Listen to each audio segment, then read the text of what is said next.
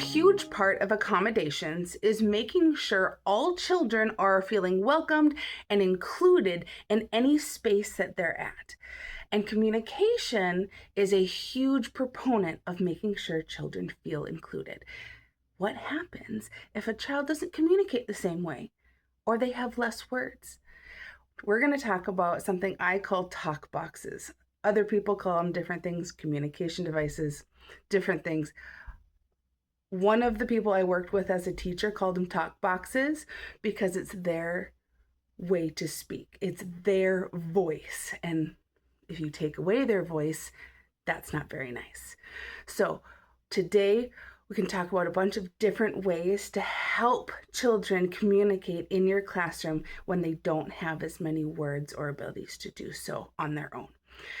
It can be as simple as a yes or no button or a yes or no visual.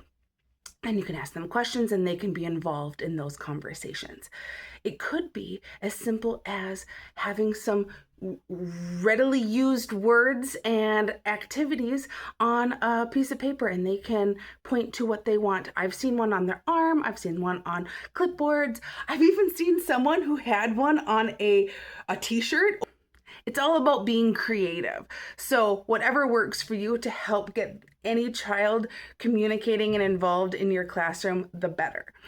There's also other ways to accommodate those communications. There are apps on tablets. There are buttons that you can push where you can just talk into them and they can push it on their own.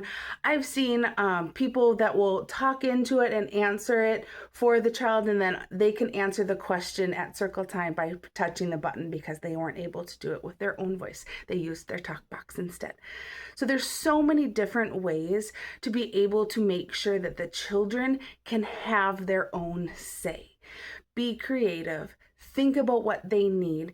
And a lot of times, if they're working with different therapists, they may have ideas that they're already using or could implement into their goals to help with that communication part, because it's so important to help every child feel at home in every area of the day. So think about different ways and reach out if you ever want any kind of brainstorming to be able to help make those kids feel comfy.